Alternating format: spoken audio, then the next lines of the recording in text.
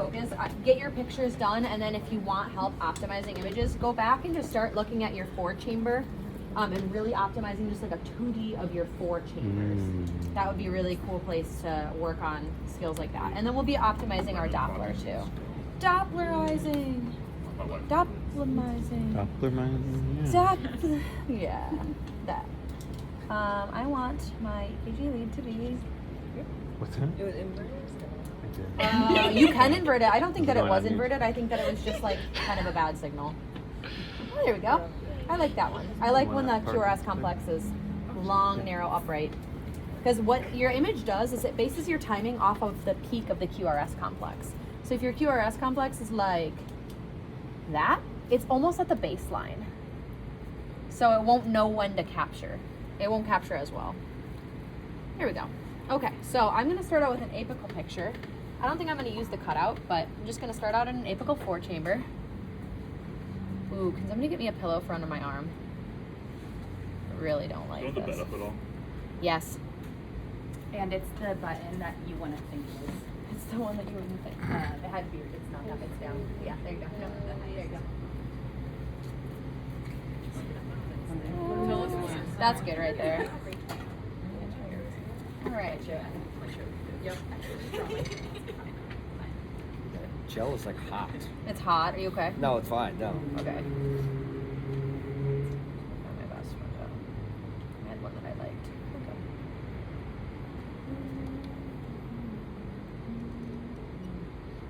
Just want a really good apical 4-chamber. Looks like the 5 just wants to. It wants to come in. So what I'm doing, this is when I have the transducer straight up and down. The indicator like right at 6 o'clock. That apical 5, the aorta just wants to keep coming in. So what I'll Straight start down to the do 4. is, I'm starting at the 4. That's straight down. The indicator is like right at 6 o'clock. I've just started to twist. See, look how I'm in a 2-chamber now. I've started to twist like I'm almost in a 2-chamber, but I can still see 4 chambers.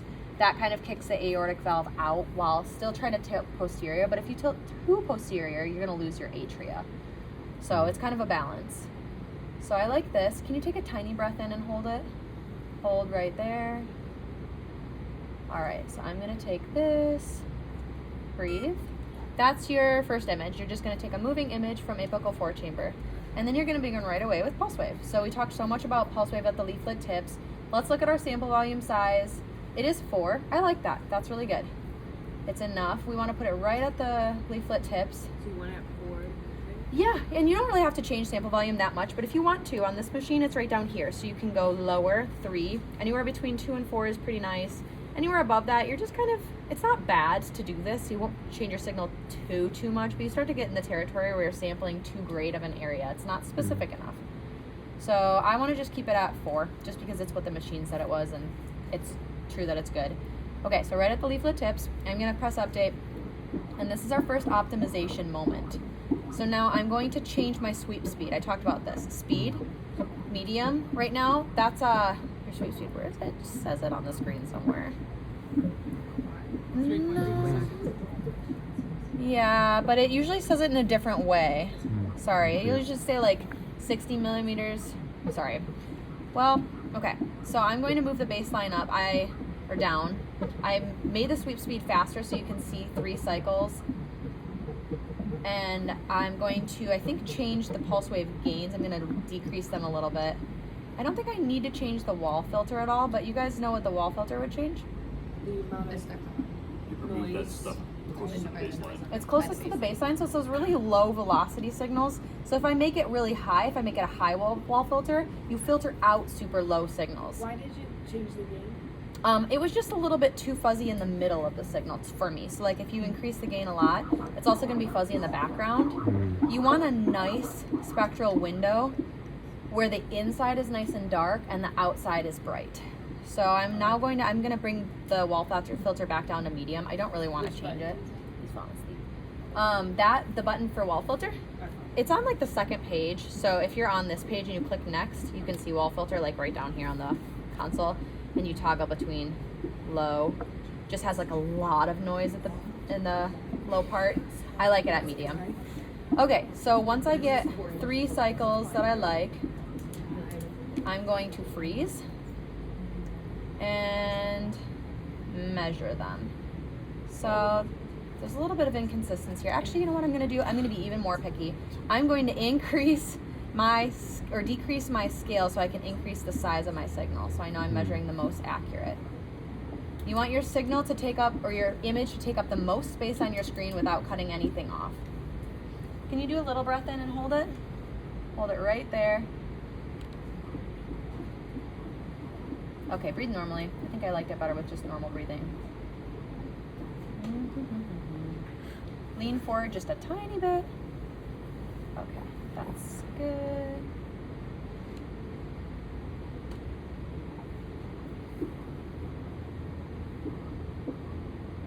Little breath in. Hold there.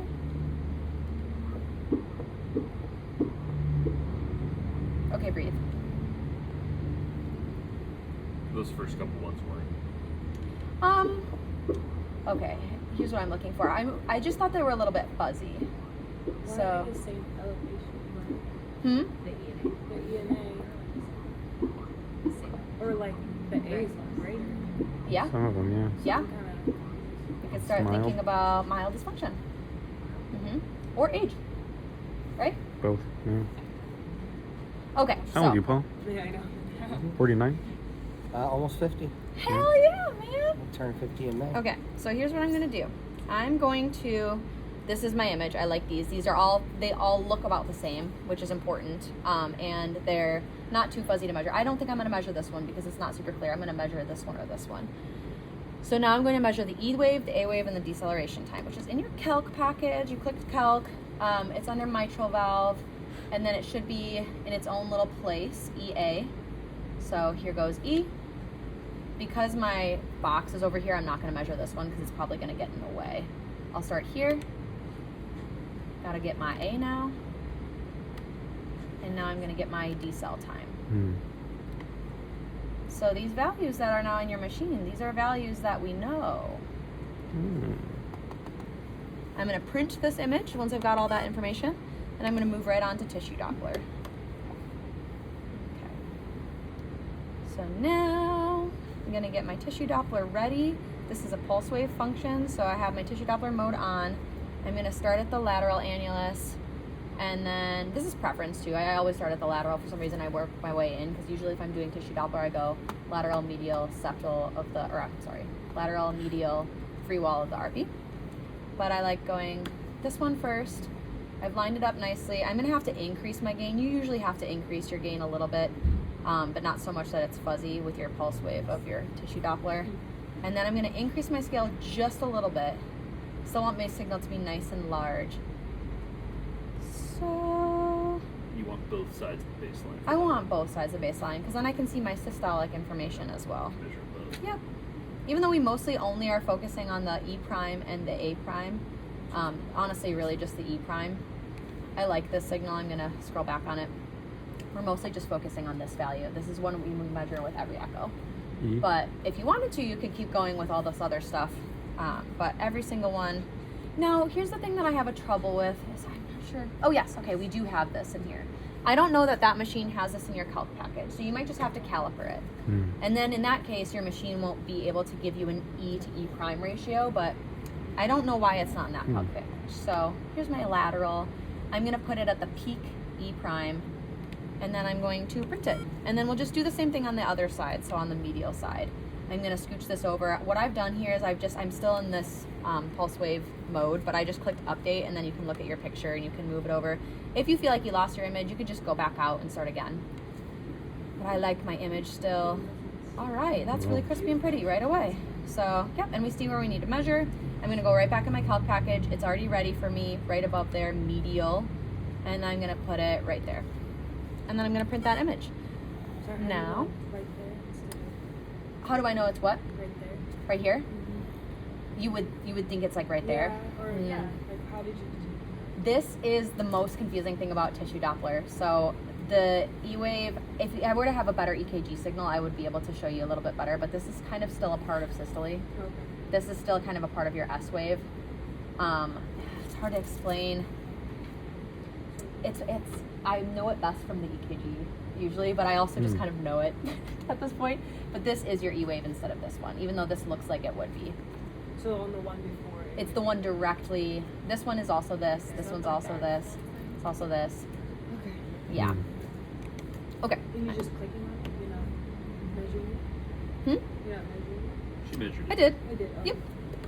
It's in the picture there. There's like a little caliper right there. Oh, you did. Okay. Yeah. I went into my measurement package first. I clicked that, and then I just dropped it on a point, and I clicked one of the kidney beans, and then Okay. took it. Thank you. Yeah, of course. Okay, what are we doing next? So now we're looking at pulmonary veins. For this, I think it's helpful to zoom. You don't have to, but I think it's also helpful when you're showing the doctor what you are looking at. If you zoom enough to show part of the rest of the heart. But, oh, here's another thing I haven't even shown you guys yet. Color compare. Oh, shoot, no. That's compared to last image. There's usually a way that you can have color and 2D at the same place, so you can show in 2D what you're coloring. Color compare dual. Duplex.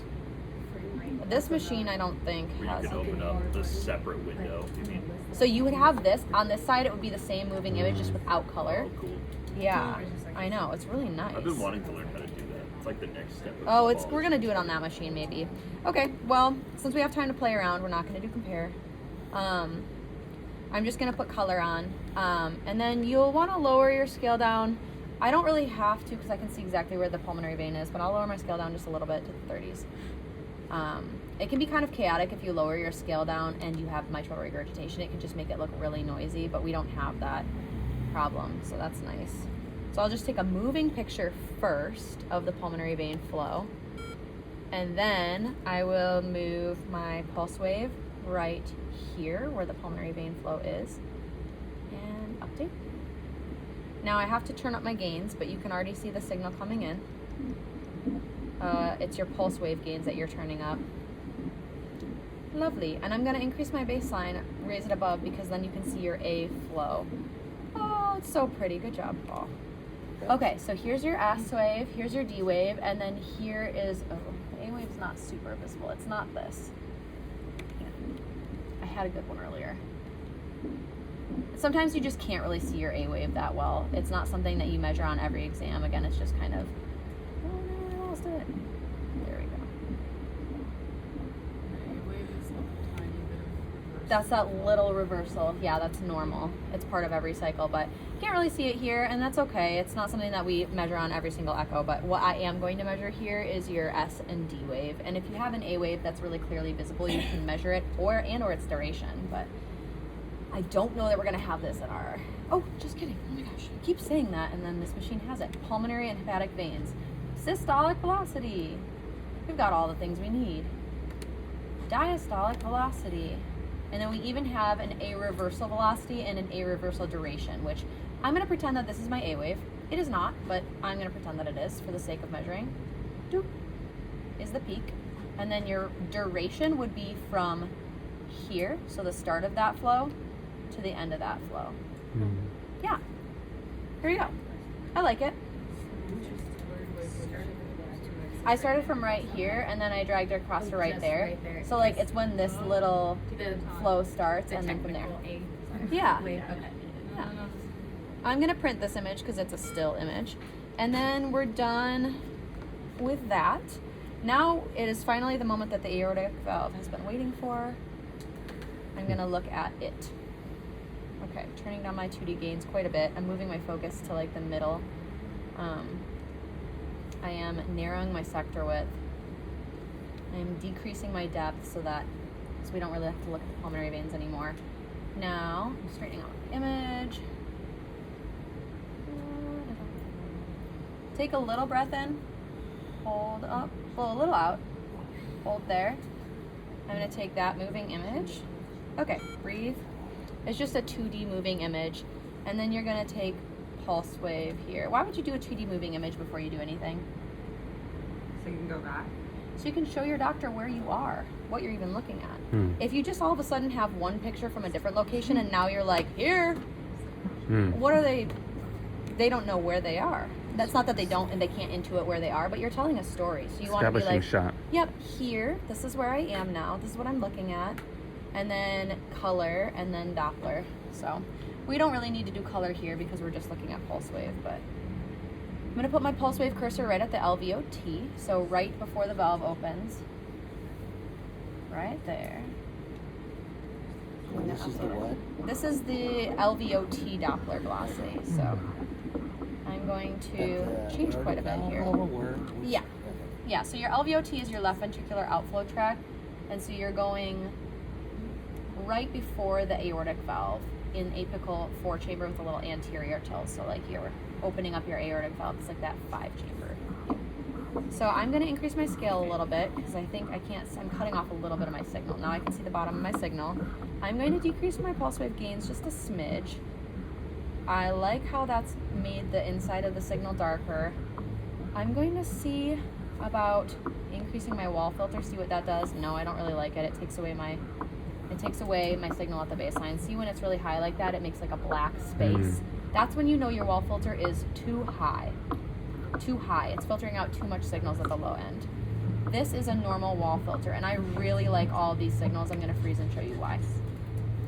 I like them because I can see the end. This one's a little fuzzy, but I can see the end of the signal, but it's taking up almost all of my screen. I can also see really good valve clicks right here. Open, close, open, close. I'm going to take this and I'm going to trace a VTI, velocity time integral. So I go to my calc package, go to my aortic valve, and then it's going to be LVOT VTI. Where are you? Oh, it's under cardiac output. LVOT VTI. So I'm going to do this one. Trace from the baseline. That's where I'm going to put my first point. What is going on? Oh, Ellen. That's sweet. The Valentine's Day? When? Beautiful. What do you do? I know. For real. That's funny. That is awesome. Okay, sorry, I'm just struggling with the track roll over here. I go right there. And then click update once I've gotten to the baseline again. Oh no.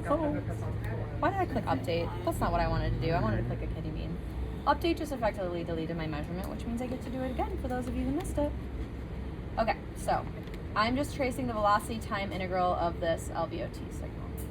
From the end diastole. So just from the start of the signal to the end of the signal, I'll show you the place where I put on my baseline. Right here? And then I trace the entire envelope of blood flow. So yeah, from end diastolic, so yeah, from the start of systole to the end of systole. Yeah, there you go. And now I'm going to click the kidney bean and not update. I don't know why I did that. So then that just saves my measurement here. It gives me a velocity maximum. The mean velocity is more complicated than we have time to talk about today. It's not our focus, but this is our VTI information. Print. And then here's what I'm going to do. We can measure IVRT. What I have to do first, though, is go out of pulse wave. I'm going to go back in to show you what I'm doing. So when I click pulse wave, this is the straight up LVOT. That's what I'm looking at for the VTI. If I want IVRT, I need information from both the mitral valve and the aortic valve. Paul, can you turn on your side a little bit more? Rolling back. Yeah. Okay. This is when you kind of put it. No, this is when you put it right between the LVOT and the mitral valve. So here it was true LVOT. Now I'm going to put it right between the two so I can see them both. Yes. And I'm going to increase my sample volume size by like 1 so I can get a little bit more information. I'm looking for valve closure clicks right now. Oh my gosh, and I'm getting them. Hang on. I'm gonna move it a little bit closer to the mitral valve because I'm getting mostly aortic right now. I'm gonna put the baseline halfway between the two. Do you see them both? I can see it now. Yep. Just barely with the mitral valve, but Yeah, just barely with the mitral valve. Click. There we go. Mitral valve closure, aortic valve closure. You got a mitral valve opening. Mitral valve open. No, that's aortic valve closure. Your mitral valve opening is so barely visible, but you can assume it's right there. This one's kind of there. This one's kind of there. So this is how you measure your isovolumic contraction time. I wonder if it's in your club package. Mitral valve, would it be? I don't know where I would find it. For now, I think it's okay if you guys just caliper it. I just want you to see where it would exist. So where you would find that is right when your aortic valve closes to right when your mitral valve opens. So here to here. And I'll measure another one for you, caliper. Here to here.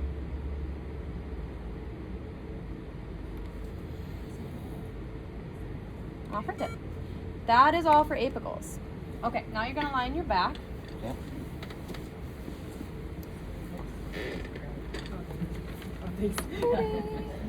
I'm gonna do subcostals now. And I'll have the bed lowered down maybe a little bit. You guys got control of the remote. I like to stand for subcostals. I feel like it's powerful. Put my knees up like Yeah, over yeah, it. that'd be Do you helpful. want it lower than this? A little bit. I like it. Okay, I'm gonna press on your belly. Okay. Now we're gonna get the same pictures that we did last week, but I'll just demo it again. I'm going to increase my sector width again and now increase my depth so that I have more of the heart in view because I'm further away from the heart from this angle. Can you take a breath in? Hold it there. Okay, breathe. So my indicator is kind of just pointing right toward me. It's at like 3 o'clock directly. It's horizontal. I'm just kind of moving around on the body a little bit, like side to side to find my best picture. So don't be afraid to make kind of bigger motions here at first to find your good picture. Take another big breath in. Okay, hold it there. I've settled that this picture I think is pretty good. Breathe. Okay, it's not going to be the most detailed picture. What you're looking at right now is you're mostly looking to see all the way around the heart, to see the pericardium from this angle.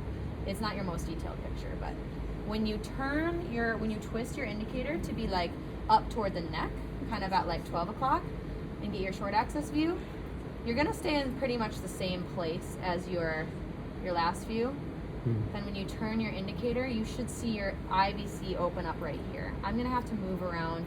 Sometimes the other thing about this window is you're right by the intestines and the belly, so you'll have gas and digestion from the stomach kind of getting in the view. And that air disrupts our signal, so that's why this view is a little bit fuzzier for most people. Take another breath in. Hold it there. Okay, see your IVC right there? Okay, breathe. Take another breath in. Hold it there. Okay, I'm going to capture this. Breathe. Just because I want to be able to show you guys and take longer than a breath hold's worth to show you where the hepatic vein is. So the hepatic vein is right there. You can kind of see it. I'll make it, maybe I can make it bigger on the screen. I cannot. But your IVC is right here. You can assume your right atrium is right here. It starts to open up like that. Your hepatic vein is going up into the liver. It's coming from the liver, actually, accurately, and dumping into the IVC. So now, if we were to put color there, this is not a part of your exam, but if you were to put color there, what would you expect that color would be coming from the... Is your indicator pointing? It's like straight up toward the neck. It's like right at 12 o'clock. Yeah. Oh, I guess it's okay. I've lost it, but the color is there. You can see, oh, it's too noisy now. Turn down your car gains. Confetti. Confetti. Okay, take a breath in. Hold it there. I've lost my picture. Go ahead and breathe. That's the technical term for it, Chase. Confetti. It just brought me back to SPI. Right. I was like, Trying to oh. erase that right now. If I put pulse wave in there, remember that signal that I drew? It's probably going to be pretty hard to see. But you have an S and a D wave from your hepatic vein. I just saw it. You have an S and a D wave. Okay, but that's not required of you on the exam. All I want you to do from subcostals is get a moving image of your forechamber and get a moving image of your IVC. And then I didn't do this yet, but M mode through your IVC again to show that collapse. So you could just do that by clicking M mode. Take a breath in. Hold it right about there. Okay. Breathe normally. That looks so nice, you guys. I love this picture so much. Good. I see that. It's It's just really bright, so I'll turn down my M mode gain. And it is there. It is there. You're breathing, right? Yep. Okay.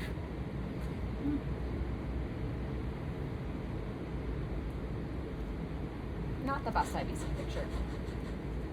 It is here. Hmm. I believe. I'm gonna take that. So you'll show that and you'll do the little sniff test. There it is. Sniff. Okay, take a little sniff in. Hard sniff, like. Okay. I'm gonna show that. That's a sniff. Okay, now here comes the fun part. This is something you've never done before. Wee. You're gonna do your very first suprasternal notch picture. So for this one, I'm gonna actually take your pillow away. Okay. Sorry, buddy. Nope, that's good. And then you're gonna lift Sorry. your chin up. You can put this one under your legs too. Sorry. So I'm gonna have my indicator up and down, and then just like a little bit to the right. So it'll be kind of like 2-3 o'clock. I don't think it needs to be that far cranked, but you're going to put the indicator right in the soft part of the neck. You'll have your patient lift their chin up. So you're. Where's your notch at? My notch is like 2-3 o'clock, so it's Okay. it's almost straight up and down. Like if this were on my neck, Down, Paul, look okay. at my neck. It'd be like that. Okay. Yep. Okay. Ooh, pretty. Okay, so I'm moving around like left to right, just kind of seeing where my best picture lies, but it's all the way up at the top of the screen. What's the first thing we need to do to optimize this image? Focus and depth. Decrease your depth and move the focus up. Yes, yes, yes. I'm gonna actually make my focus a little smaller. And it can be like right in the middle of the screen. So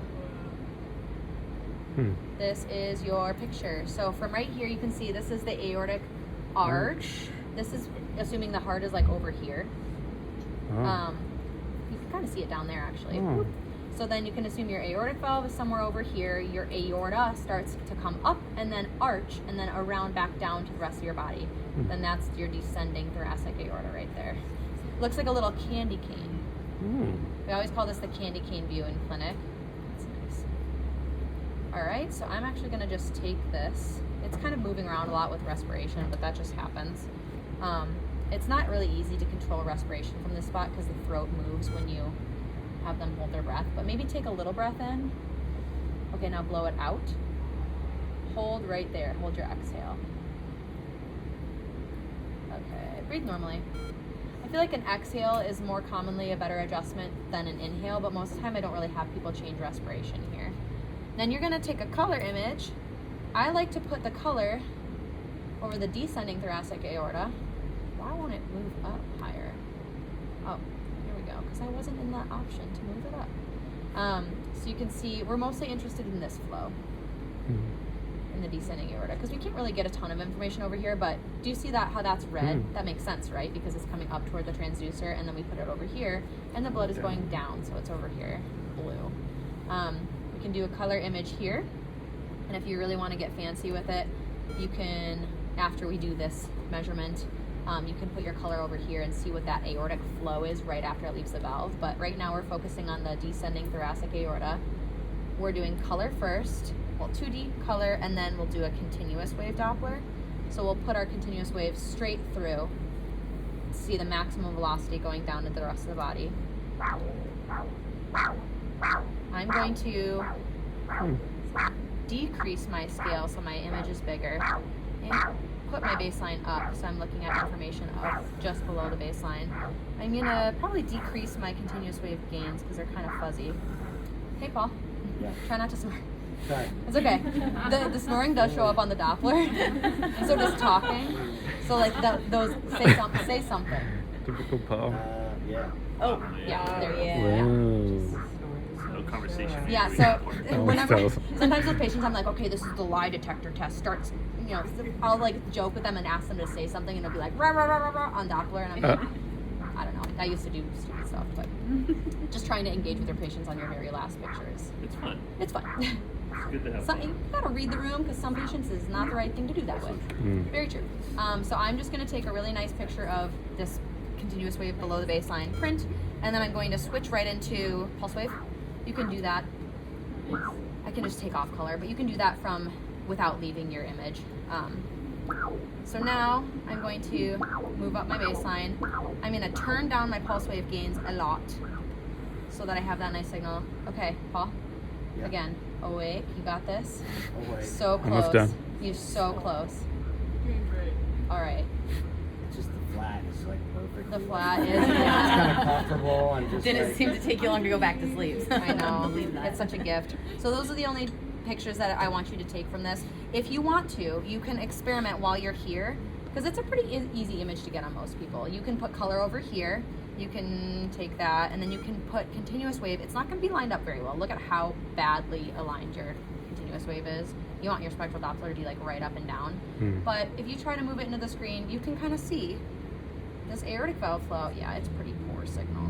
But you can see a little spike that looks just like your aortic valve flow. You can't see it that well because it's not ideal window, but this is a great place for Doppler because it's moving right up and down. And then if you could see this, if this were super elevated velocities, you can maybe assume there's a stenosis going on or like a coarctation, so the aorta is narrowed. It's also a good place to look for, if you're right here, you can see if there's a dissection or an aneurysm. So if this were super large, you could see that there's an aneurysm located anywhere around here. You can't see any further. This descending thoracic aorta kind of drops off behind bone, so your signal is lost. But a lot of aortic aneurysms happen pretty far down and low. But if it's right here, you could see it. So yeah, that's your window. And those are the only pictures that you would take in an echo of suprasternal notch. Your suprasternal notch is like 4 pictures. Can you get any measurements in these? Yeah, definitely. So if I were to want to measure on this one, I could go Cine Play. I could scroll back to at its largest point. You can measure, and often we do, caliper, the arch right here. And you would do that before that branch. I didn't talk about the branches, but we can watch that video again. The branches go brachiocephalic, left common carotid, and then left subclavian in a normal person. There's a lot of variation vascular-wise. I saw someone who have crazy, I did a presentation. Also, you guys are so lucky in your school, you don't have to do, I had to present to a board of doctors, and it was so stressful. I had to do a case study and present it in like an auditorium to like 200 doctors. Oh my gosh. Made me want to end my career. Nightmare. Okay, I just did that. But anyway, you can print that. That's your aortic valve or your aortic arch measurement. You want to do that before the brachiocephalic. You did that. So anyway, yeah. Cool. Yep. And if there were an aneurysm, you can measure its diameter too.